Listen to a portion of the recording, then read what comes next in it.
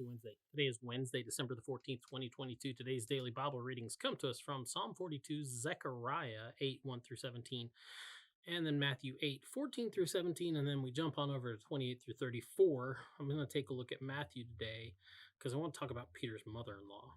I know I've talked about her before. It's pretty sure I have, because this text comes up rather frequently throughout the lectionary cycle. But let's just talk about her for a minute. So she had a fever, big deal, right? Doesn't sound like much in our context. Take some Tylenol, go to bed. You'll be fine in the morning, right? So at least it didn't used to sound like much of a big deal in our context these days. Maybe the past 2.5 years may have changed your opinion on that, like how bad a fever can be, or how like much of a threat that is, especially for older people. And maybe it's kind of repositioned us closer to Jesus's day, or even maybe closer to our grandparents' day, when fevers could be deadly and they were quite often completely incapacitating. To be laid up with a fever was not a good thing. We kind of, I think, have lost touch with that.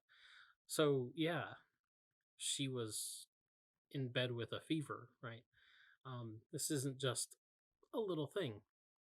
She was incapacitated. Her ability to live her usual life was impacted severely by this fever. And along comes Jesus. He restores her capacity, right? Restores her capacity to live once again. And she arises and immediately serves him. And I think sometimes we hear that and we're like, oh, so that's like her only purpose in life. This isn't some story about the role of a widow in first century Palestine, right? Like what makes them important, what they're good for. It's a prophetic act that makes a statement about our condition as human beings, about our illness, that is our sinfulness, and about our incapacity to serve God until Jesus comes along. Anyway, that's the DBR for today. Get out, enjoy the day. We'll talk to you later. Boop.